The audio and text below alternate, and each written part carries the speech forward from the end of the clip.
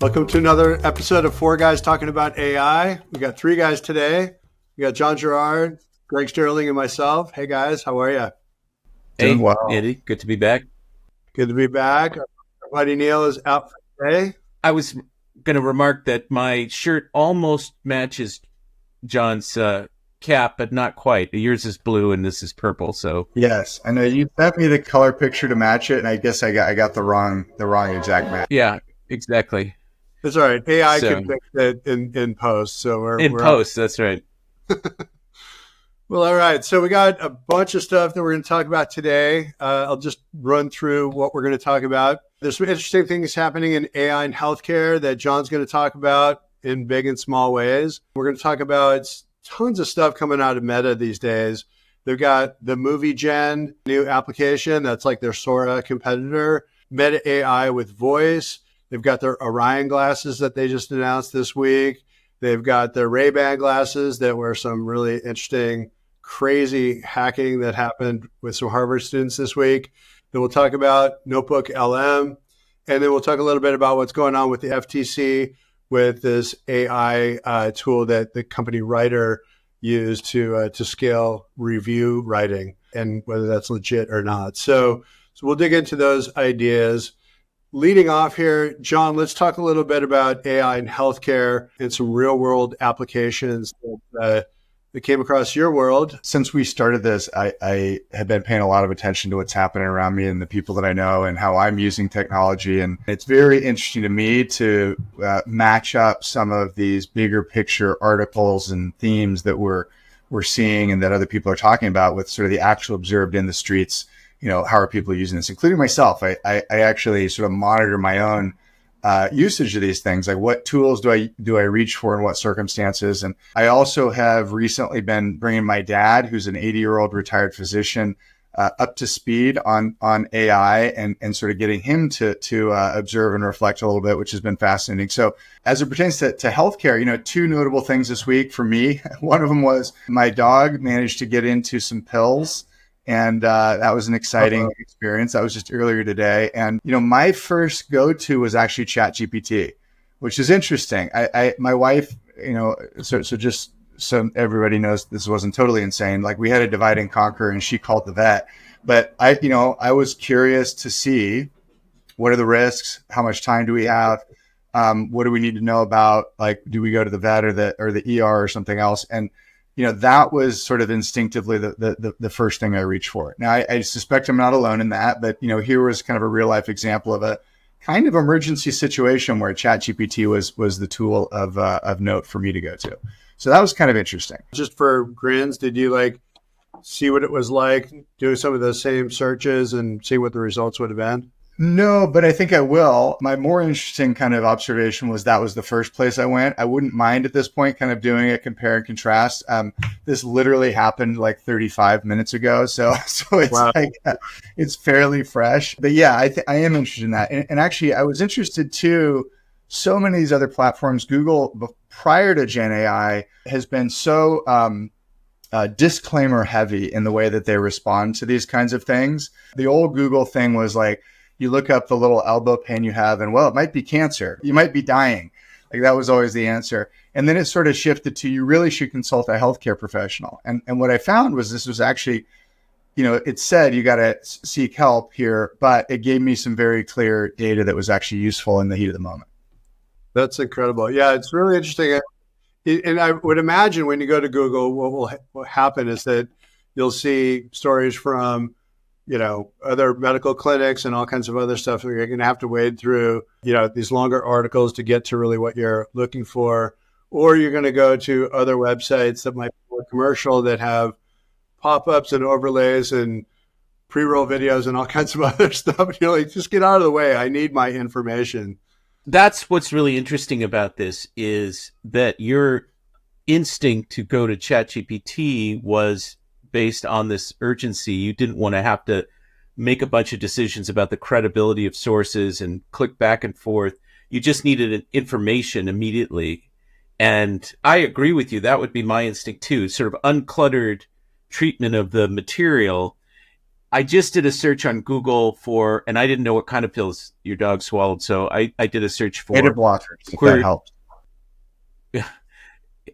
Well, okay, I could put that in, but my search was my dog swallowed pills, right? Just the most basic version of what your particular problem. And what you get is you get an AI overview at the top that directs you to a pet poison helpline, and then some action steps that you can take with associated links. That's the top thing. And then you've got 4 ads: dog poison control, online vet care, chat with the vet 24/7, and the ASPCA. And then you've got a sort of a version of a featured snippet, and then some other stuff.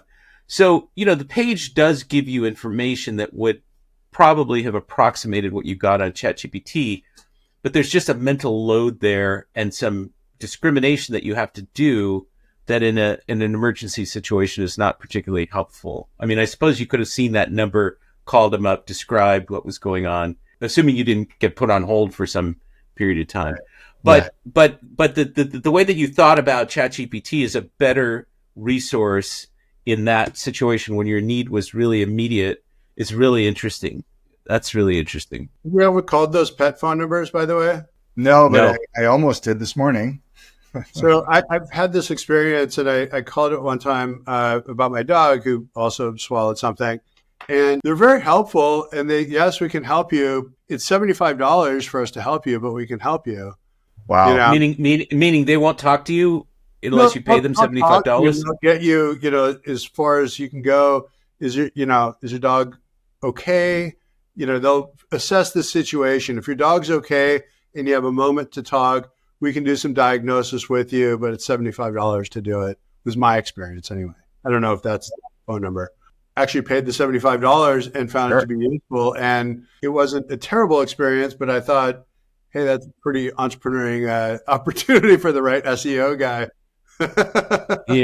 Yeah, that's amazing. My big takeaway was sort of what's the go-to tool when I'm not stopping to think when there's something emergent happening. And that was interesting. I actually ran a very similar experiment a million years ago when the iPad first came out. It wasn't clear at the time, like, what it was going to be used for. Like, why would somebody need an iPad? It was really cool, but like, what are you going to do with it? And so I actually set out on my coffee room or coffee table rather, my laptop, my phone, and my iPad. And then whenever something occurred to me that I wanted to check out, I would just sort of see what I was going to naturally reach for. And it actually did help me to think a little bit about the use cases and what's the right tool for the job. So, this was a real world experiment of that kind. Yeah. Interesting. You were going to talk about your dad, right? Also. Yeah, that's right. So my dad is a general medicine physician, retired. He's 80 years old, retired, 8 or so years ago. And he is in academic medicine as well. So he's written a lot of stuff in journals. He's still tapped at this point as somebody who does peer reviews for peer-reviewed journals. And he had a piece of research sent to him for peer review. And so he was talking to me about it because he's always curious, like to talk about these things and bounce ideas around it. And I was like, you know what, why don't we run this through ChatGPT and maybe even Notebook LM and just sort of see what comes out of it. And so we did, and it was astounding. So, and I think, it was astounding, from his perspective as a doctor and an academic researcher and a reviewer. I was actually quite blown away too. The general setup in ChatGPT was, hey, you are a retired physician who spent 40 years in practice in internal medicine and, working in an academic institution. You're reviewing journal articles. You're especially interested in these things. Please, list the strengths and weaknesses of this piece, and especially calling out any weaknesses that would make it not worth publishing it, and give your recommendation as to whether it should be published or not. And it did an extraordinarily good job of it. My dad said in particular, it identified some fairly nuanced things about the sample sizes in the research that made the conclusions a little bit hard to really get behind. So that was incredible. And then I did the Notebook LM treatment on it, and it was these two people doing this little 9-minute episode on this article and what the findings were, and that one was absolutely jaw dropping. Like, he honestly couldn't believe it. The insights were pretty spot on. The anecdotes, for me, and he reflected this back to me too. He said how, like, what a powerful learning tool these applications end up being, right? So, and Greg, I think you pointed that out in a prior episode, like, we were talking about that last week. One of the use cases. Yeah. And that was kind of the way it landed for him too. Like, on the one hand, these things can look a little bit like a party trick, but with something like this, it was like, oh my goodness, like what this does in terms of synthesizing information and repackaging in a way that really facilitates learning. That is exactly it. It's the repackaging of the information and then delivering it back to you in a different medium. I had a similar experience this week with Notebook LM, where my daughter was studying for a test, psychology test that she was in. And we were talking a little bit about it, and I asked her if she heard of it, and she said no. And so we took her study guide. It's a long PDF that we uploaded to it.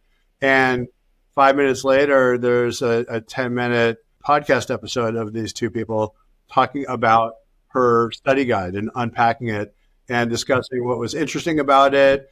What was, they even brought in other historical facts of what happened during that time as they discovered these things. And it was really fascinating. And she ended up listening to it on the way to school the next morning. Is helpful for her, Totally, because people learn in different ways, and certain presentations of information are more powerful than others. I mean, in the recent past, where I was listening to a lot of audiobooks or equivalent of audiobooks lectures, and sometimes to hear somebody recite something, read something, to hear the author, if the author's the vocal, present the information is much more powerful than reading it. Right, because you can read it, and you assimilate or don't assimilate the information in a different way than if you hear it. And so, like your daughter studies the study guide, she's reading the study guide, and then she can also listen to it, and the two things reinforce each other. That's exactly. And so, right. I think it's really powerful. I mean, there's a cute rom-com dimension to the whole thing. It's like two sassy people talking to each other. And I think it's fun. It doesn't work for all material, but the underlying capability shows that Google could really create any kind of voice for this, and any kind of personality. So you might want something a little less punchy in some situations. You might want a solo voice explaining something to you, like, okay, here's my notes, explain this, as opposed to a conversation. But all of that is possible. All of that is just once removed from this. My question is, I fear that Notebook LM will ultimately go away unless it's incorporated into Google Workspace, and that's the monetization. Because if Google doesn't get money out of products, typically it'll just abandon them, with some exceptions. The underlying technology will survive, of course, and be applied in different ways. But I would be sad to see this particular thing go away. Now, I don't know that that's going to happen, but I think it's always a risk with anything that Google does these days that isn't like tied directly to revenue, I agree. I hope it doesn't go away, and I hope that they use it more as a showcase of what can be done with AI, given that they're leaning in so heavily into this space. I think that's what it is for them. It is a showcase. It's a tool they built to get people interested in Gemini and in AI. It's kind of, in many ways, it's the most impressive AI thing to me that Google has done. I mean, I'm not a developer, and so I can't do any sort of assessment of the Gemini tools, the 6 different things that they're rolling out, live and 1.5 and this and that and the other in gems. And this model is large and this one's small. I'm sure they have very impressive capabilities. But as a user, in terms of experience, the thing that has been most impressive to me is Notebook LM's conversation feature, much more so than using Gemini as like in the way that you would use ChatGPT. Yeah. Yeah. What's also interesting about that is that now you can overlay video on top of it. We were talking about that last week. And then sure enough, producer for the show here created a summary of our show and some of the show notes here, created a Notebook LM episode with video on top of it. So you have actually the two people who are on that podcast from Notebook LM in video now. What has people really concerned is this idea of AI inventing things that sound incredibly real. Okay. So we're digging into an episode of 4 guys talking about AI. So you can do that with HeyGen or other tools like that to layer on top of it.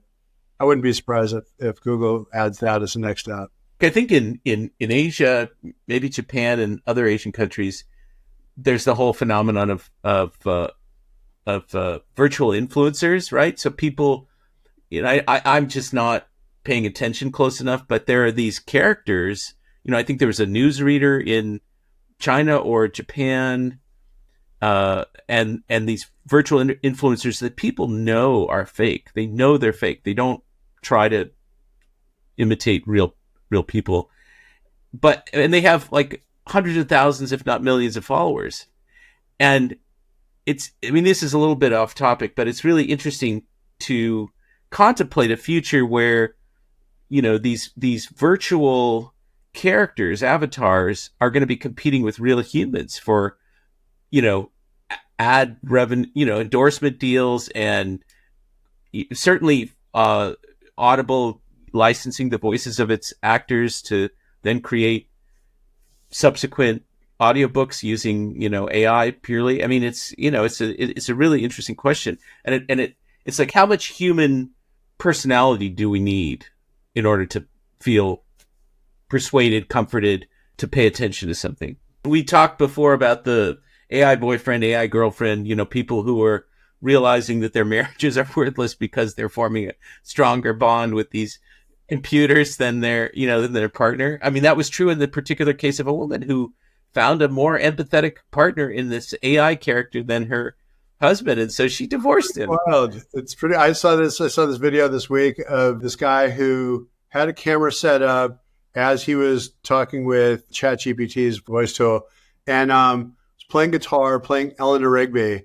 Asked ChatGPT, "Do you know the song Eleanor Rigby?" And she goes, "Of course I do. Sure. Well, will you sing it with me?" And so they sang Eleanor Rigby together as a duet. Yeah, as a duet. That's crazy. It's crazy. It's like, wow. Absolutely. That's a classic. Look at all the lonely people. Love this like bleeding edge, just blending the synthetic with real. It's just so fascinating. Interesting things with Meta this week. So first thing is their Movie Gen platform was announced. Movie Gen is AI video generation. So short clips, they're text prompt generated.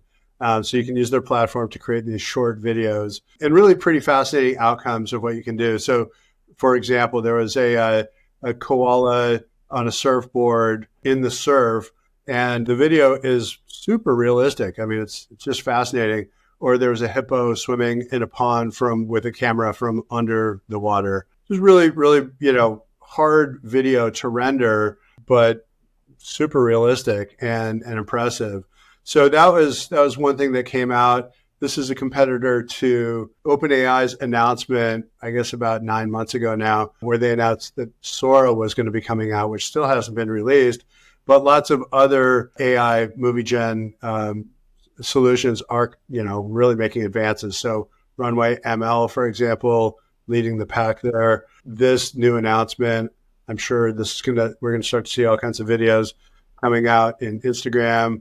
I wouldn't be surprised if they start blending it in. I think that Amazon this week announced a video for ad creative, AI generated video. Fascinating. Yeah. Video ad gen on Amazon Video, I could see being a next step for that as well, not just online. This is sort of still photography, not video, but since ChatGPT, since DALL-E, Midjourney, DALL-E, Stable Diffusion were the sort of first three. Since those guys came out in roughly whatever it was, November of 2022, approximately, I have not used a stock photograph on any blog post or piece of content that I've created, right? What do you use? I used to use Midjourney and DALL-E, now incorporated into ChatGPT. Midjourney is kind of arguably the best one still. There are others. I don't need to use any of these stock images, which look kind of canned and don't have that much personality, and you can create a unique image for every single story or every single piece of content that you produce. you can't duplicate the image.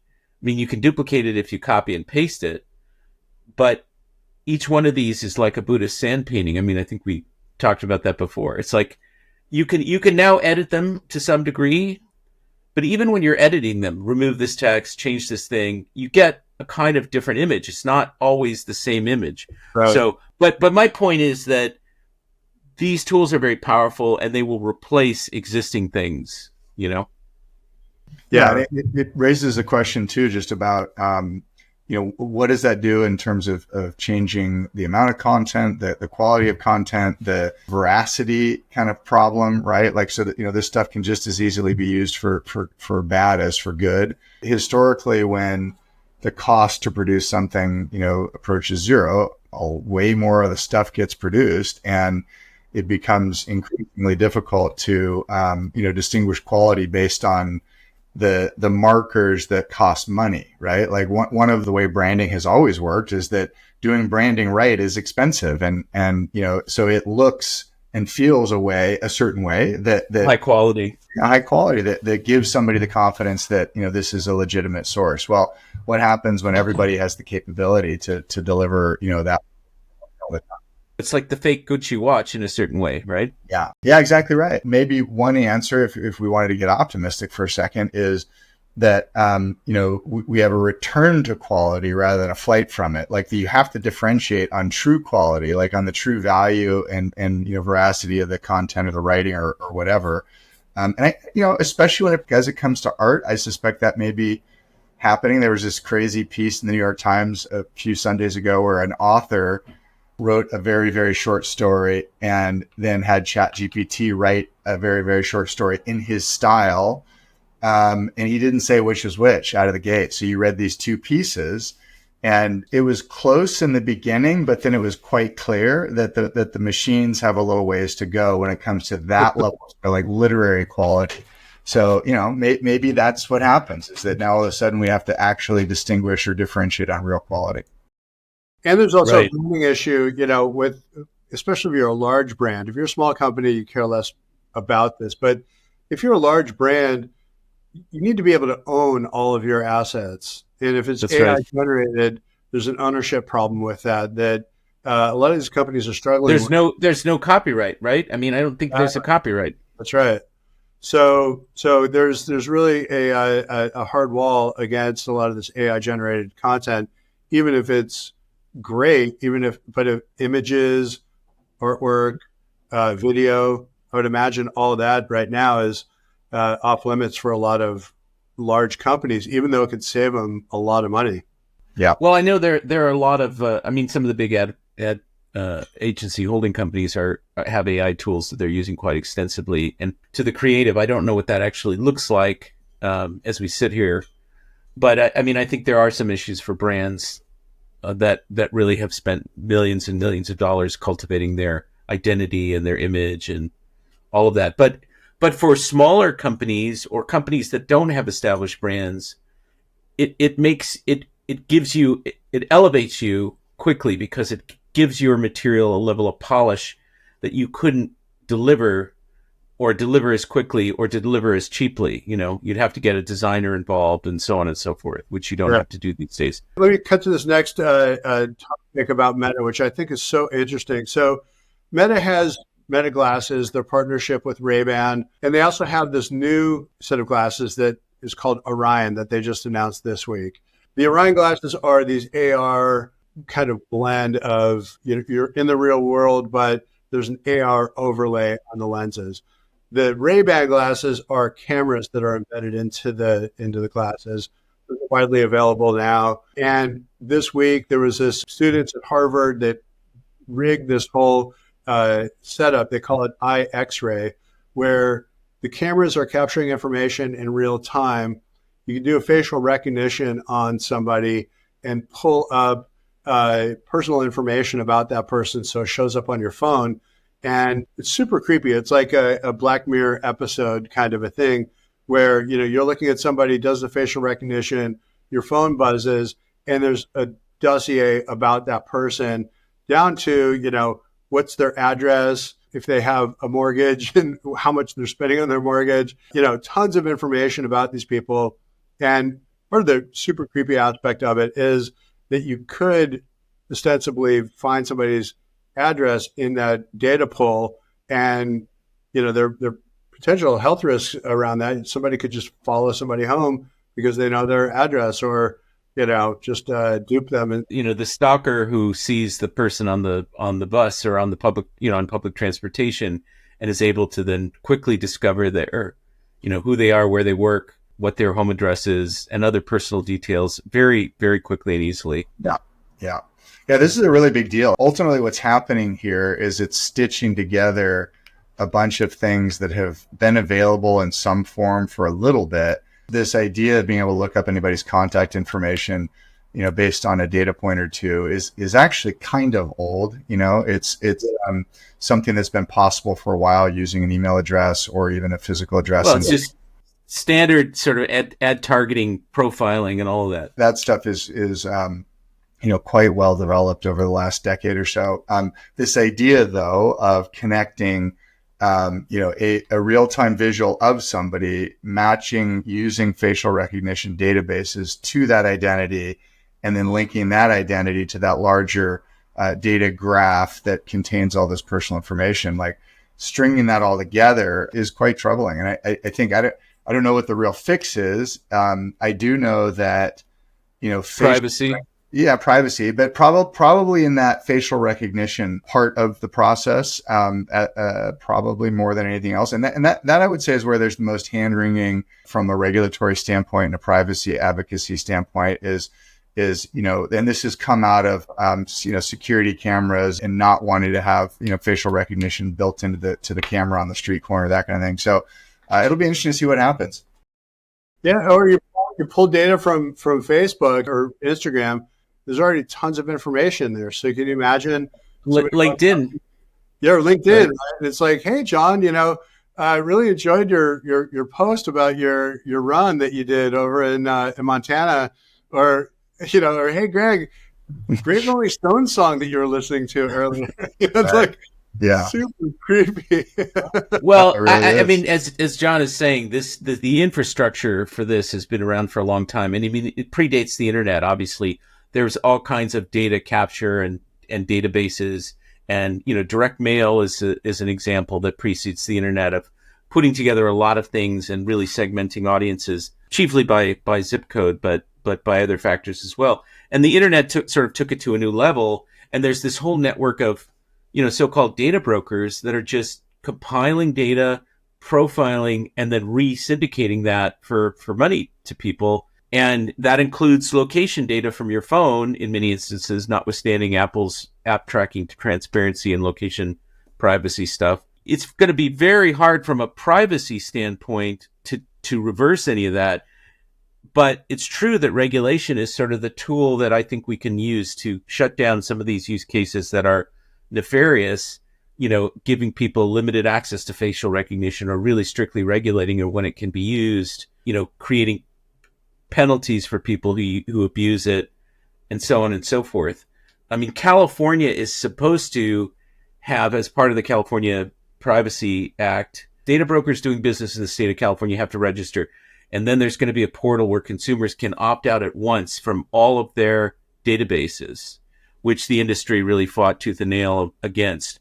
That's supposed to go into effect, I think, next year. It begs the question about how much enforcement there is, and do people really comply with these rules? But at least, there's a patchwork of things that can be done to limit the access to that information. But then by the same token, I get 1 million spam texts a day because my information is on the dark web based on multiple data breaches from my bank and my healthcare provider, and this one and that one. I get these letters, every week. Oh, there was a data breach between, and your information may be exposed, and here are the credit reporting agencies, and you can go follow up if you want. There's nothing to be done, Yeah. I mean, there's nothing to be done. So on one level, all of this stuff is out there, and we as a society have to really grapple with some remedial framework to protect people. I mean, China is the worst example because they have truly created a surveillance culture where everything is, everybody is monitored in one form or another, and there's all kinds of information about people that's available, and it's controlled by the PRC, as people say. Right. Yeah. And we don't want that to become the case in this country. And Right. we're inching toward that, slouching toward that, Yeah. At the beginning of the internet, there was the Electronic Frontier Foundation that set that was an independent body that helped to create what's good behavior, what's bad behavior on the internet. It feels like there needs to be some sort of equivalent of that in this next generation of AI to really just to provide guidance to say anti-spam laws and those kinds of things that existed back then. We're going to have to refresh this and do. I totally agree. There's a lot of well-intentioned legislatures running around in Europe and in the federal government, and then in particular states. And everybody recognizes with AI, there's some pretty serious risks. And, the Biden administration has this set of voluntary principles that people have signed on to, but that sort of means nothing. I mean, it's like we promise to behave nicely.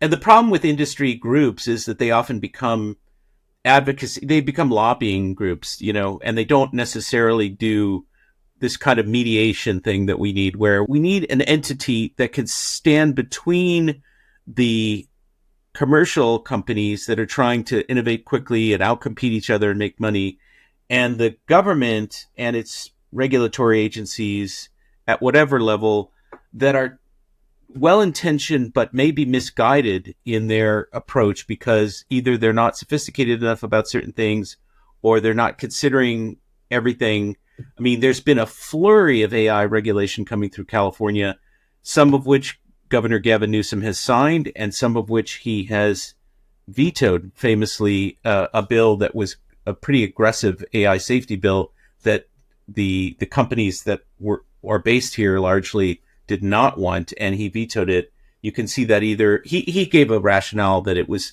immature and kind of undefined in certain respects, but you can either see that as a function of lobbying or somebody who's trying to help the process. But if we had a truly neutral working group that could come up with some balanced regulation that wasn't just simply a lobbying entity for the companies, but was able to reflect in a more nuanced and sophisticated way some of the industry concerns back to legislators, it would be beneficial. Yeah. But I don't know if our system can produce that at this point because there's so much at stake from a financial standpoint. I think that's also hard because there's the implicit or even explicit reflection of cultural values that has to happen too, right? Like, I think you could make the case that one of the reasons that we look at Europe and and GDPR and say, oh my God, that is crazy regulation that is stifling innovation.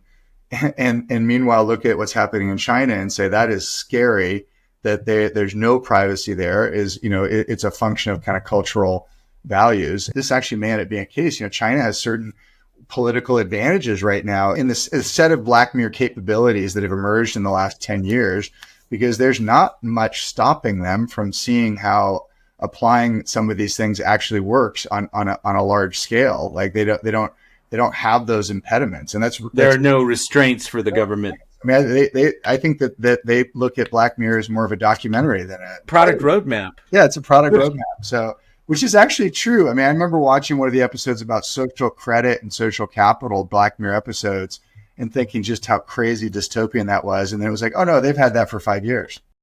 Yeah. Right, exactly. As a final item today, let me talk about this example, FTC and a company called Writer, because it recapitulates all this regulatory stuff. So the FTC issued an enforcement action complaint against this company, Writer, RYTER.me.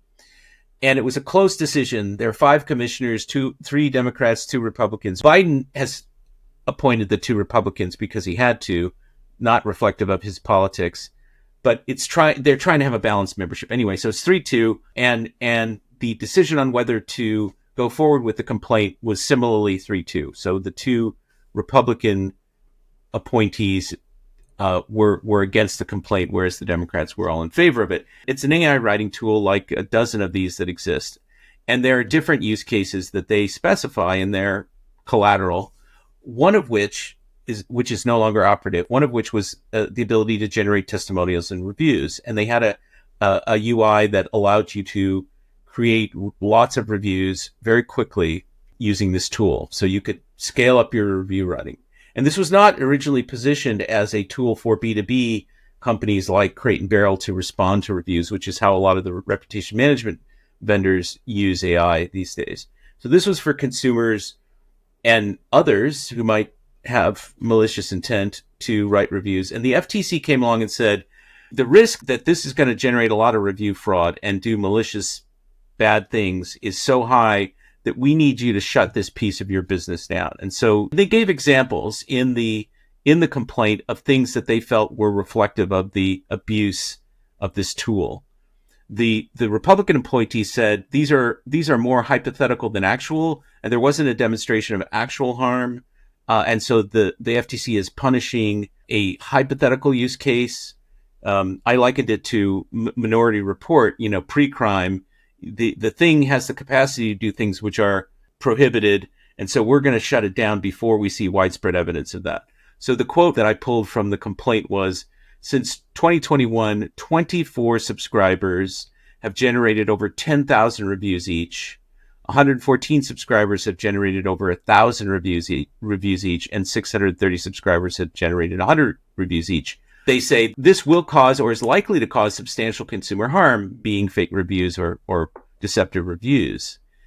And again, the dissenters are saying this is punishing this technology company for a hypothetical use case without sufficient evidence of harm. And then they warned about, deleterious consequences for AI generally and for the First Amendment. And it does seem to be a kind of new case versus previous review fraud cases where there was a lot of documented evidence of fake reviews, and they were penalizing somebody who had abused, who had violated some of the consumer transparency rules that they enforce. These were deceptive. It's interesting in and of itself, and I think the company has pulled down that particular use case. They say you can respond to reviews, but it doesn't have the same review generating feature. What's interesting about it is the way at which it applies to AI in particular, but technology generally. And what people are doing is racing to regulate AI before all these things happen. They're anticipating problems, and they're trying to create regulations to prevent these problems from happening, which is, you could argue, what regulations should be doing. But there's some problems with it too, because you may shut down innovation, or you may create fear of liability or exposure. It's akin to, I don't want to use a kind of a highly politically charged example, but it's akin to what's going on in states that have now prohibited abortion, where doctors won't engage in certain medical procedures that may be abortion adjacent or technically abortion because they're afraid of getting sued. So when you create uncertainty in the market, you shut down innovation or people's willingness to do certain things because they don't want to be vulnerable to penalties or litigation. So this company was generating this content. When you post a review, you can only post one review about that business with a profile. So right, that you raise a very interesting issue. I don't know what was going on about it. Presumably, they were not using some sort of API to pump a lot of reviews out to these sites. Let's assume that everybody was responsible for individually posting these reviews. It's a really interesting question, because then the person has seen the content and presumably approved it if their intention isn't fraudulent, and then is posting it, right? Let's say I went to a restaurant and I didn't write a review, but I wanted to leave a review. I could ask ChatGPT to write the review, and then I could post the review as my own, kind of ghost written by ChatGPT. Isn't that legitimate? Because theoretically I've approved it. That reflects my opinion on some level.